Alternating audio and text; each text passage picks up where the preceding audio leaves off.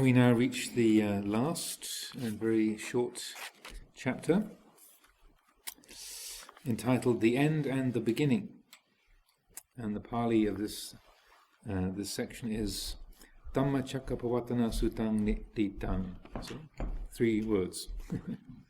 And the painting, as you can see if you've been passing the book around, you have these the stylized footprints of the Buddha there in the center, and the Dhamma wheel is sort of etched in behind that, and then you have the figures there of aging, sickness, and death, and great characteristic Ajahn Sucitto grimness.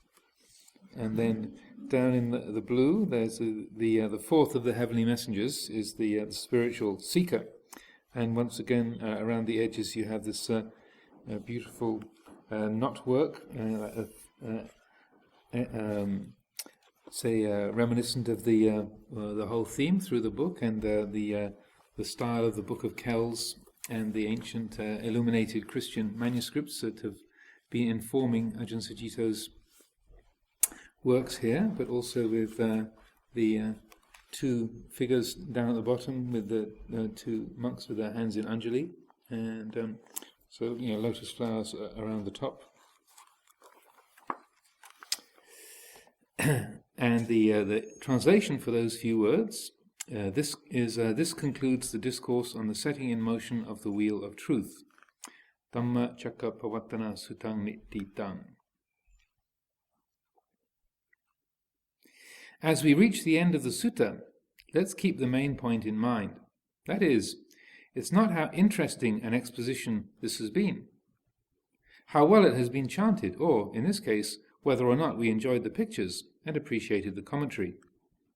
These things are behind us, and we are left to examine and question. What is the aim of life? Or is there any? What can we know without recourse to belief?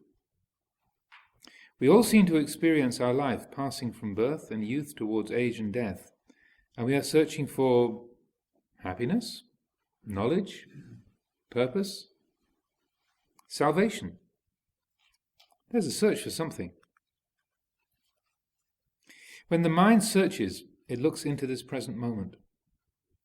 Instead of imagining that there is somewhere else to be reached, or being influenced by belief, speculation, or denial, allow the mind to reflect. This is the way to non-attachment, non-holding, non-gaining, non-losing. It is the way, then, to the permanent, the absolute, to ultimate peace and truth. Independent of what we may experience in the form of thought or feeling, a mind that is fully aware of things as they are is at peace. And it's from that peaceful mind that the understanding of how to respond to daily life arises. So once again, that the theme is that the Buddha's teaching, the Dhammacakka Sutta, is being presented as a way of exploring and reflecting upon the experience of living, rather than something to believe in or say, I think the Dhammacakka Sutta is true, the Four Noble Truths, they're called truths, they are true, this is the emphatic statement of the Buddha, and I believe it. So they're specifically not supposed to be an article of grasping, an article of belief, but rather a means of investigating experience. That's how they work. And so, as I was saying in some of the earlier readings, it's interesting that the term truth, satya, it almost it only appears in this section of the Samyutta Nikaya. This particular teaching is part of it, the Satya Samyutta, the connected discourses on truth. And I believe there's something like 512 or 518 instances of the word satya being used in the Pali Canon, and 400 and something of them all appear in that one section. And usually the word satya just means honesty. And so it's an interesting fact of the scriptures that when the Buddha is using the word truth, it's almost as important to bear in mind that he's not putting it forward, this is a truth and you should believe it, but here is a proposition for you to explore, and that that whole, so say, concept of a truth that is to be believed in, that can be turned into an idea, is something that the Buddha, in a way, tried to avoid, and that the teachings continually steer the mind towards rather than a set of ideas that you take to be true, rather it's the experience of the individual, the insight that happens here in your mind, that is the thing that defines, and it is the final arbiter, or the specific quality of for what defines what's true, what is real. It's real to our experience. It's real according to our own understanding, rather than real because it matches a set of ideas that we're comfortable with. And so that, as Ajahn Sucitto puts it here, instead of imagining that there is somewhere else to be reached, or being influenced by belief, speculation, or denial, allow the mind to reflect. So that the Four Noble Truths are then not just something to believe in, or to speculate about, or to agree with, or to deny, but the way of using them is a way of picking up the experience of this moment and learning to consider it.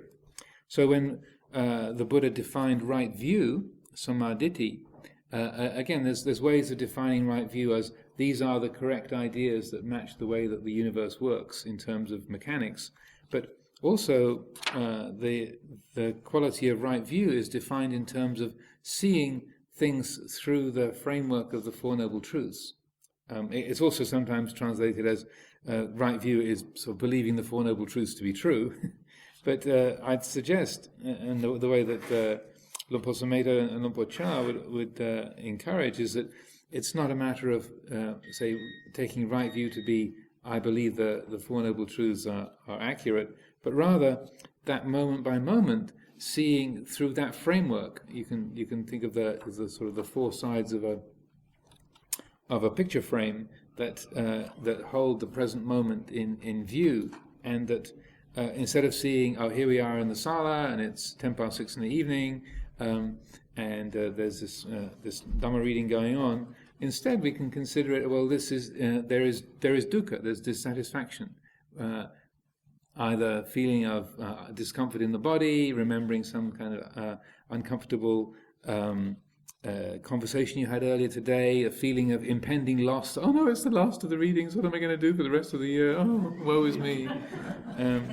Dukkha. So if we're applying right view, then we say, oh, this is dukkha. Why is there dukkha? Dukkha is separation from the loved is dukkha. Okay, that's the cause is because of clinging, of attachment, that because of tanha, because of craving and clinging, that's where this dukkha has arisen from. And if it's arisen, then it necessarily will cease. And there is dukkha nirodha, and the way leading to its cessation is through the Eightfold Path. So that quality of right view is a means of reflection on this present moment. It's like changing the lens on the present moment, rather than thinking of me in here, the world out there, I like, I don't like, I'm interested, I'm not interested, pleasant, unpleasant. It's reframing the experience of seeing things in terms of dukkha and dukkha nirodha. And one of the frequent statements of the Buddha is, he says over and over again, I teach one thing, dukkha and the ending of dukkha. I mean, he taught 42 volumes of scriptures, but it's important to recognize he said over and over, I teach one thing, dukkha and the ending of dukkha. That's the thing that matters, is seeing that and feeling that quality of disharmony, not being able to hang on to something that you love, not being able to get away from something that you're afraid of or annoyed by. Subtle qualities of attachment, or gross qualities of anger or fear and desire. Whether it's subtle or coarse, it's the same. That's seeing those various different locations of disharmony, the different, if you use the analogy of the orchestra, that the certain instruments going out of tune or missing the beat and not playing loud enough or not being quiet enough, not fitting in, then It's that discerning of dukkha. Oh, those second violins are losing it again, or the timpani need to use a bit more muscle. That is the recognition of dukkha. Things are out of harmony, and then through that very seeing and that recognizing that the things are disharmonious, then the adjustment can occur, and the treatment is the various aspects of the Eightfold Path, which you can summarize as sila, samadhi, and panya, or virtue, mind training, concentration, and wisdom. So to continue. This path of awakening advocated by the Buddha involves an investigation into life while it is being lived, with the guidance of the Four Noble Truths. If that search increases discontent or unhappiness, it's because we're looking in the wrong way, or the wrong place. Suffering arises from a wrong view that imposes our personal biases onto the way things are. So, the way to peace is also the way towards knowing truth. This interdependent relationship is best and most fully known within one's own life and experience, and it's our responsibility to discover it. So that's again using that parameter of suffering and the end of suffering, dukkha and the ending of dukkha. That's what over and over again when people say, "Am I doing the right thing? I'm doing this kind of practice, and is it the right thing for me to do? Should I do more of this or less of that? Should I do more concentration, or should I be doing metta? Or I've got this problem in my family. Should I be doing this or should I be doing that? What's the right thing for me to do?" And I don't know how many times I've said, given the same piece of advice, which is, well, you have to experiment and see, does it increase dukkha or does it reduce it? What's the result of what you do? Does it make more disharmony, more friction, more alienation, more insecurity? Or does it lead to greater sense of ease and peacefulness and clarity and uncomplication? What's the result? And if it leads to the diminishing of dukkha, it's probably the right thing. If it increases dukkha, it's probably not the right thing. And so that, and people are always asking those of us in the sort of technically in the role of being a religious authority, what should I do? Tell me what should I do? How should I run my life? Please make my decisions for me. It happens on a daily basis. And that's natural enough, because we experience doubt and uncertainty, and so we look for some kind of authoritative direction from outside. We love those GPSs that tell us where to go. Follow the little blue dot. That's where I am. Tells us where we are and where we've got to go. But in essence, it really comes down to us and our appreciation of each moment. And that's what I suggest over and over and over again. Is the measure is, does it lead to more dukkha? Does it reduce dukkha? Of course, it's not always a straightforward thing, because sometimes, like going to the dentist, there's a bit more dukkha on the way to less dukkha, right? So that you know that you don't want to go to the dentist, but if you do, it's going to be pretty horrible while you're there, but it's going to be a lot nicer afterwards.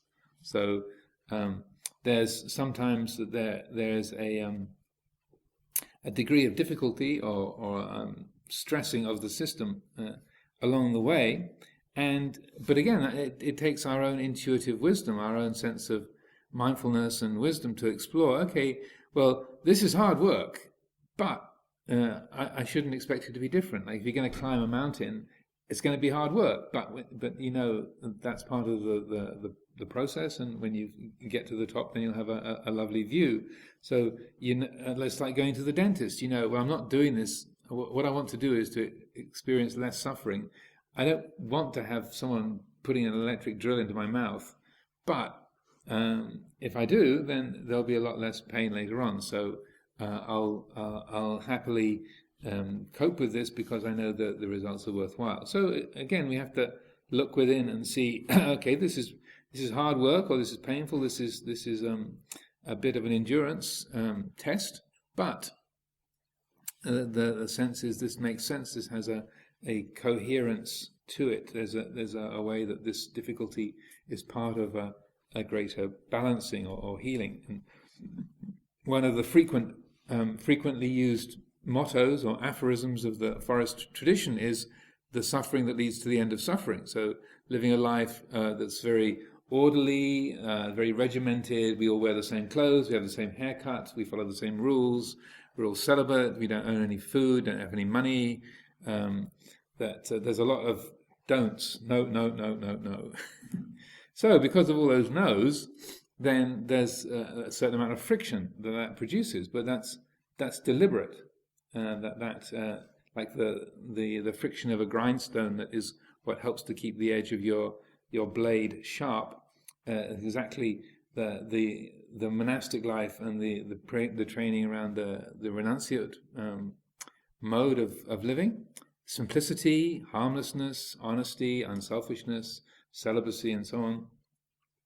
That there is, like climbing a mountain, there's a certain amount of effort that is involved. There's a certain amount of friction of going against desires, but that is, say, very characteristic of the dukkha that leads to the end of dukkha. Yeah, there's an effort, there's work being done, but just like sharpening the blade of a chisel or a machete or a kitchen knife, then that very friction, when applied at the right angle and in the right way, is exactly what keeps your edge very keen.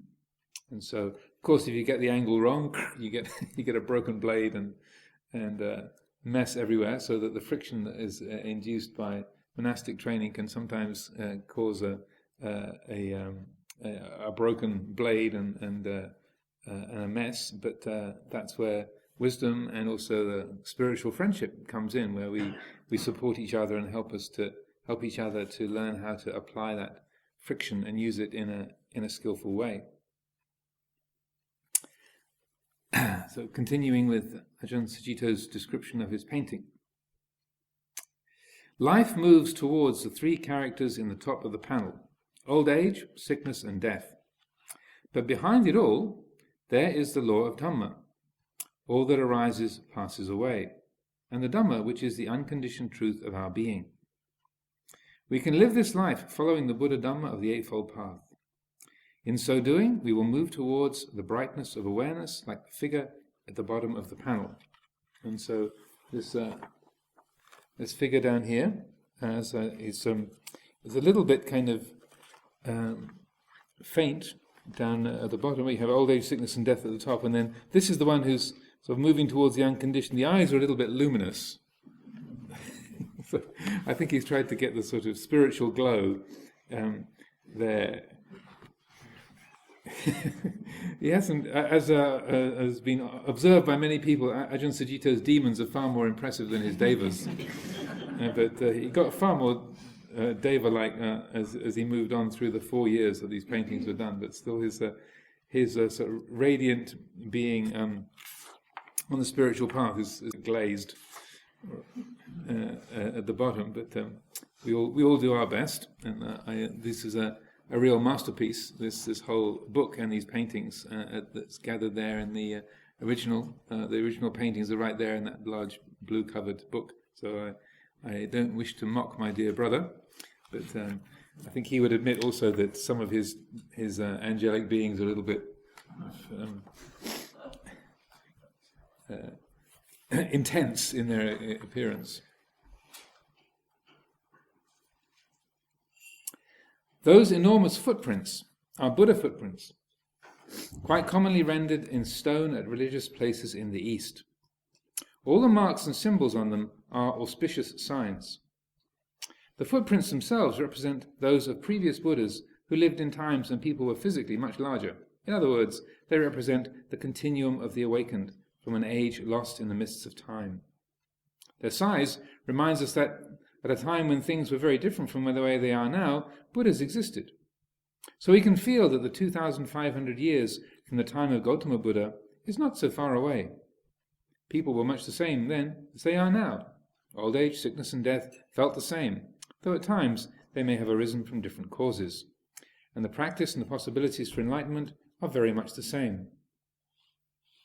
I copied these particular footprints from a set carved by Mike Champion as a gift to the Sangha at Chithurst Monastery. They'd been set in the lawn near to the ordination precinct, the Sima. And so some of you might be familiar with them there. There's large, pale-coloured stone set at the edge of the lawn. In front of her, there was a standing Buddha at the edge of the grassy area there. I was on the Sema quite often, practicing my part in a forthcoming ordination. After the ordination, I was due to leave Chithurst to help Ajahn Amaro establish the Amaravati Buddhist Monastery, Amaravati meaning the deathless realm. So things at Chithurst were fastening in my mind, and I realized that at Amaravati I would have no spare moments for painting. Things came to this natural departure point, the end of painting, end of Chithurst, and moving to the deathless. Later, Mike told me that he copied the footprints from some originals taken from an old pilgrimage site in India. It was also called Amaravati. So that is what those footprints mean for me, the path to the deathless. Follow these tracks. It's a path you can walk on, and it's been cleared by the serene Buddha. Don't settle for less. So these, the footprints here, just as in the scriptures, it describes the Buddha's own footprints did have unusual marks in them. They had a round wheel shape with 1,000 spokes, and then also other auspicious marks are in there as well. They have the sun wheel swastika symbol and various other images there. And as he said, that was quite a coincidence that Mike had copied these from the originals in the British Museum from Amaravati in southern India. There was it was the southern limit of the Buddhist world in India, it seems, and there was a very large stupa that was a well-known and much respected pilgrimage site. And so when it's in Andhra Pradesh, on the Krishna River, it's now Amaravati, the town is just a small little Indian country town. And the what remains of the stupa is really just an open area of grass, and you can see the ring where the original perimeter of the stupa was. It's like a set of broken teeth in the ground. The British rescued, quote unquote, abducted, took away all of the reliefs and carvings and the other remains of the stupa. It was also buried in earth and very neglected, and so shouldn't mock the British colonials too much, because they did also, along with bringing it all back to the British Museum, they also did a job of genuinely rescuing and restoring many of the things that would just have been sort of lost under the ground. And around the town you can also see parts of the old stonework that are sort of embedded in various temples or houses and such like, as the stone has been used for other things around the town of the current town of Amaravati. I went there in 2005. I spent a year on pilgrimage in India, so I made a point of going to visit the original Amaravati down there. I also took great delight in sending a postcard to Lumpur from there, and so my name, Amaro, means deathless, and Amaravati means the deathless realm. So I wrote this postcard from there and took it to the post office, and as many of you will probably know, in India, when you put things into the post, oftentimes the postal workers will happily read what you've written. And so I handed this postcard over to the desk at the post office, and the gentleman behind the counter said, read what I'd written on it, and it said, from the deathless, in the deathless, to the deathless. And so he thought, and then he thought, from the deathless, in the deathless, to the deathless. What does it mean? And so I said, well, I used to live at Amaravati Monastery in England, and that's where my teacher lives, and it's named after this great shrine here in Andhra Pradesh. And my name is Amara, and so that's my name. So it's from the deathless, in the deathless. Here we are in Amaravati in India, and it's to the deathless in England. And he saw the address. So you see, the address is Amaravati Buddhist Monastery, Great Gadsden, and so on and so forth. And so he looked at it and read it through and thought, really good. You could see it really made his day.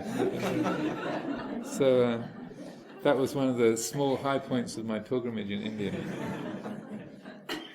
They also have a wonderful museum there, very beautiful museum, and they've created a scale model of the original stupa, because part of the carvings around the stupa actually represented, had pictures of the whole stupa on it, so they could recreate the stupa from carvings that were taken from the stupa, which is kind of neat.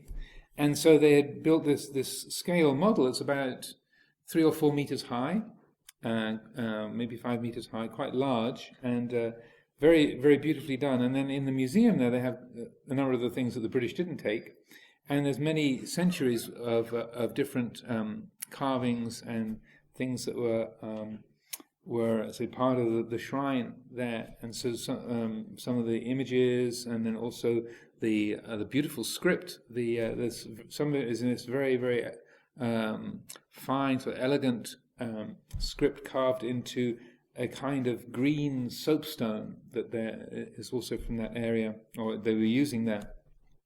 A very, very lovely handwriting that's sort of much later than the original Brahmi script of the Ashokan period.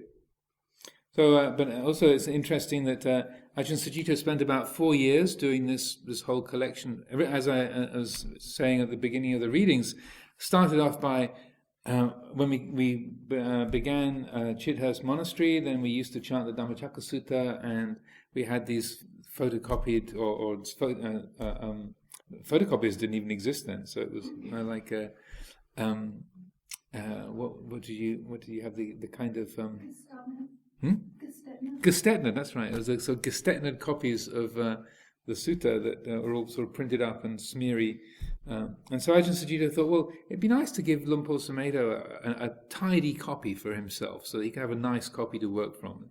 So he started off just writing it out neatly, and then thought, well, I might as well do a decorated capital just to sort of begin it nicely. And then he thought, well, that looks good, but well, maybe you could do a bit more on the second page as well. Maybe a few things around the edges. And Venerable Chakavaro rescued a whole set of earlier drafts that Ajahn Sucitto had done, so the developmental stages of this whole process. But by the time he settled on the form that he wanted to use, it was this quite elaborate. And I've also got a couple of old pieces myself that I saved that he did one or two of the earlier pages and thought, I don't really like that, and tossed it. And I literally rescued it from the bin and said, you can't throw that away.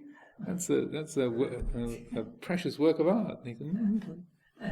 So that's stuck in my scrapbook. But Chakavaro very helpfully rescued quite a few sheets of his original script. And so anyway, once he'd settled on the form he wanted to use, and it took the shape of this quite thoroughly decorated manuscript, like the Book of Kells or the Lindisfarne Gospels, then it took about 4 years from the beginning to the Nititang, and the final sort of dots and completion of the final page. And that 4-year period then brought him up to the end of his time at Chithurst, and Amaravati was about to open. So when that Amaravati began in the beginning of August 1984, then the whole nuns community walked up from Chithurst to come and live here. And there was about Lumpur Sumedho and about 5 or 6 other monks. Ajahn Pabakaro was here, and then Tan Chandapalo was here, Ajahn Sucitto, Tan Subato was part of the original group, and then there were some Anagarikas. Ajahn Kemasiri was the first Anagarika to be hatched here at Amaravati. So he was the first, the firstborn child of Amaravati, Ajahn Kemasiri. So it was a fairly small monastic group. Ajahn Viradhamma was also here at at the very beginning, and so as he said, they had 55,000 square foot of buildings, a very large bunch of keys. And the whole place was basically derelict. They had the school had done no maintenance in 7 years, because they knew they were going to sell the site at some point, and they assumed that anybody who bought it would just bulldoze the whole lot of these old wooden buildings, that anybody in their right mind would just knock them down and put up a housing estate or something of that nature. And so they never dreamed that anybody would actually be using the old wooden huts. So they did no maintenance for 7 years. So when the Sangha moved in at the beginning of August, it was very rough and ready, lots of cracked windows and sort of lino tiles curling up on the floors. And some of the early pictures of this building and other buildings, you can still see where it is. These struts in the holding up the roof and so forth are all still there, and the basic shape of the servery and everything is as you find it today. But it was had a very different ambience. And where you have the cloister now and the temple, that was just a large school. There was a school playground and was used as a car park, and then the old school gym, which we used as a Dhamma hall, was on the far side. But most people, when they came up the drive, assumed that this was some kind of army camp or a prison. And they, even though you're dressed as a Buddhist monk, they'd say, "Is this the Buddhist monastery?" Yes, but the place just didn't have that tone to it at all, and there was just a humongous amount of work that needed to be done. So he knew once Amaravati opens up, then I'm going to have to get to work, and there won't be any time for painting and doing this fine literary creation. And as he said, it was quite by coincidence that he chose that image of the footprints, and then Mike Champion said that he got those from the original Amaravati that were in the British Museum. And at that time, when the Amaravati stupa was created, the Buddha was never represented in human form. So the Buddha was either represented by the footprints, or by a Bodhi tree, by an empty chair. And so there was a tradition that the Buddha was never represented in human form, and so that the footprints became a symbol, so that shows a sort of a resonance of the presence of the Tathagata, but also you wouldn't represent the Buddha as a person, because it's recognizing that fully enlightened quality is not fully representable in human form.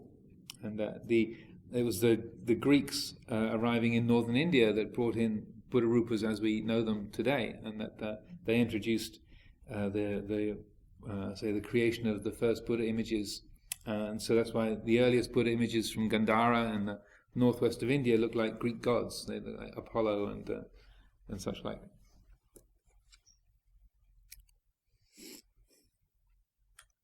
In this painting, I tied things together. Sutta means a thread, as well as a discourse. In the end, I tried to arrange this thread to enclose some of the patterns that are common in Thai art. Suttas are conventions, and Thai monasticism is a convention for which I am very grateful. The monks in the painting are following a Thai custom. In Thailand, when bhikkhus chant a blessing, they frequently hold a thread which links them all together and which can be given as a token to those who receive the blessing. This thread, as well as this sutta that the monks in the painting have just chanted, is given as a blessing to all human beings. Please take it and use it well. So I hadn't mentioned that you can see that through the hands of the monks there's a thread that then goes down, forms into the niti tongue, turns into this Celtic knotwork lotus flower down at the bottom, through the other monk's hands here, and then forms all the knotwork round the top, and then comes back round again. So that sutta, that thread. Also, our English word suture for stitches that you get, that's the same. It comes from the same root as sutta, or sutra in Sanskrit.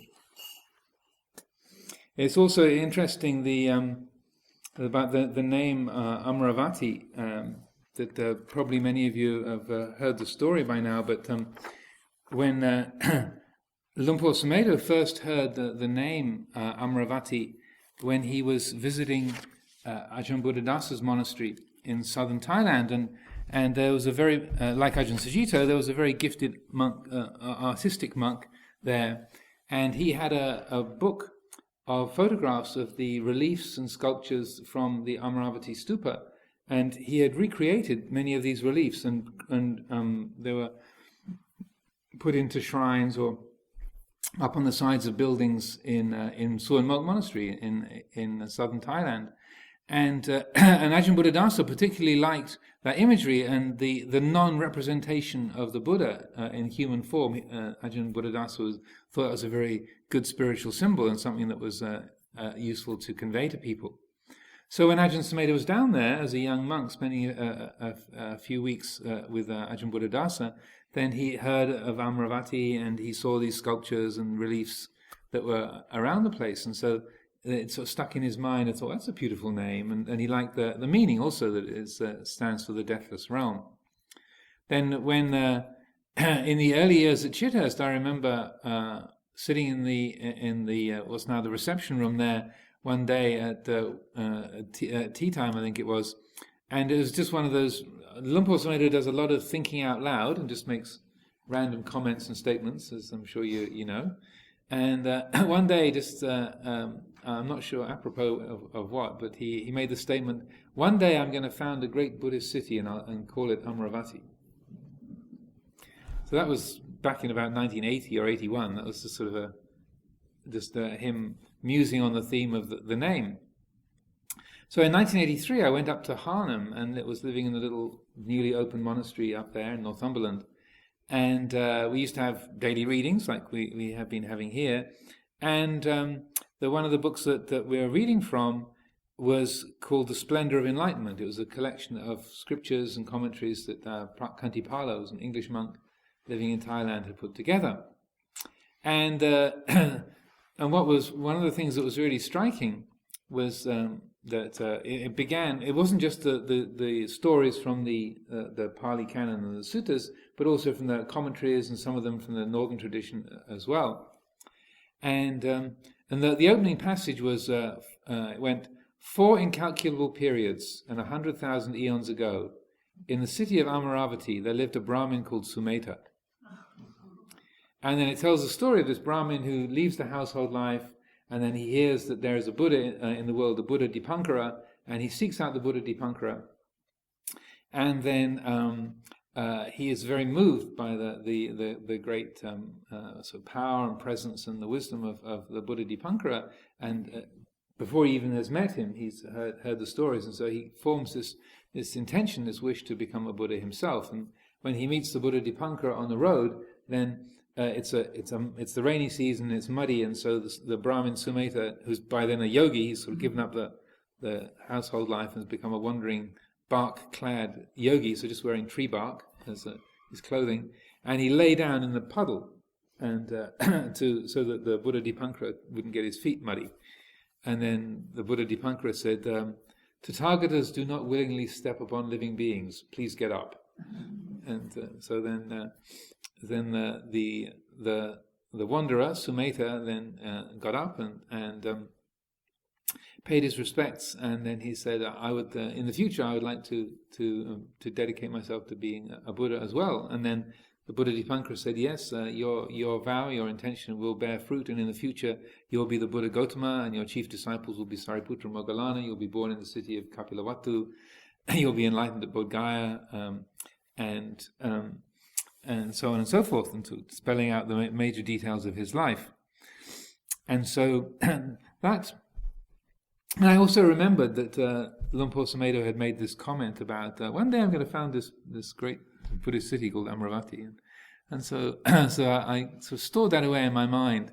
And then through 1983, 84, we heard rumblings that the Chithurst wasn't big enough. The nuns were all crowded into this little cottage, and there was so many people coming wanting ordination that there wasn't enough room for everyone, and Luang Por was having difficulty finding places to run retreats every year. So he was thinking of opening up a new place, and then the rumours sort of resonated and trickled over up to the north that yes, they'd found a new place, and it was somewhere north of London. And it's all gone through. They've purchased the property, and so it's all going to be happening, and they're aiming to move in sometime next year. So I went down to Chithurst for the Katina festival, and so it was the Katina of 1983, and I had this thought: I wonder if he's going to call it Amaravati, this new place. I wonder, I'll find out. So, so anyway, I got into the hall of the Chithurst, and sure enough, Ajahn Sucitto, artist in residence, had painted this very beautiful poster. Amaravati, opening up 1980, summer of 1984, and that things were sort of moving along in that respect. And so I thought, oh, he did choose that name after all. So then, a couple of days later, I was walking along with Lumpur. We were going on the alms round, walking across Iping Common on the way to the house of one of the lay supporters on the Bindabata on the alms round. And so, I had tremendous respect for Lumpur Sumedho, but I thought, well, he's a very powerful character, and he's incredibly wise and a great being, but it's a little bit kind of cheeky naming your place after the life of the Bodhisattva, and sort of putting yourself so firmly in the Buddha's into the Buddha's shoes that you're kind of using the same name Amaravati as where the Brahmin Sumedho came from, who became the Buddha Gautama. So I thought, he's a great being, but even for him, that's a bit cheeky. These were the kind of thoughts running through my mind. But I thought, well, no harm in talking about it. So we were walking across Iping Common, and so I chose my moment, and I said, I figured out where you got the name from. And he said, what do you mean? I said, well, the name Amaravati. And he said, yeah, I heard it at Suanmok. I always really liked it. I said, well, no, I know the rest of the story. And he said, what do you mean? I said, like 4 incalculable periods and 100,000 eons ago in the city of Amaravati, there lived a Brahmin called Sumedho. That's how the story of the Buddha Gautama meeting the Buddha Dipankara and forming the Bodhisattva vow. That's how it begins. He came from Amaravati. Sumedho came from Amaravati. And he just stopped dead. And he went completely white. He was like blanched completely. And this sort of shocked look on his face, and he said, I didn't know. So he really didn't know. And so now he's collecting Sumedho rupas. They in Burma they make this image of the Brahmin Sumedho, and he's lying on the ground with his hands in Anjali over his head. And so it's quite marvelous that he didn't know the story and had already chosen the name, and everything was sort of set in motion. So if he had known beforehand, it would have been a little bit difficult to carry, I think. But the very fact that he didn't know makes it quite perfect. So I then apologized for having had less than noble thoughts about his egotistical traits, and realized I was completely wrong in judging him in that way. But it was an interesting little quirk in the history of this place, and also how Ajahn Sucitto had already chosen those footprints to finish the book with before he knew that's where they come from. He knew he was going to go to Amaravati, but he didn't know those footprints came from Amaravati. So it's another neat way of a circle closing itself. So that is the last of these readings, and I express my great gratitude to Ajahn Sucitto for his genius and his artistic skill and his brilliance at expounding the Dhamma, and I hope this has all been useful for you. So if there's any last questions or reflections or comments from what I've been saying today, please don't be shy. I keep reminding people this is for you, it's not just for me to just sort of mouth off. But yes, Chinta. We need that story, that early story. I believe there's a copy in the library, Splendors of Enlightenment, bright yellow cover with a Kantipalo drawing on the front, a space under the Bodhi tree with sort of radiance. It's the opening section of that book. It's not very well printed, so the pages tend to come out. But I think we've probably got 1 or 2 copies in the library, so Juan can sort you out. Thank you very much, Ajahn Amaro, for these Dhamma readings. They've been absolutely fantastic. And I apologise for any heresies or misquoted passages along the way.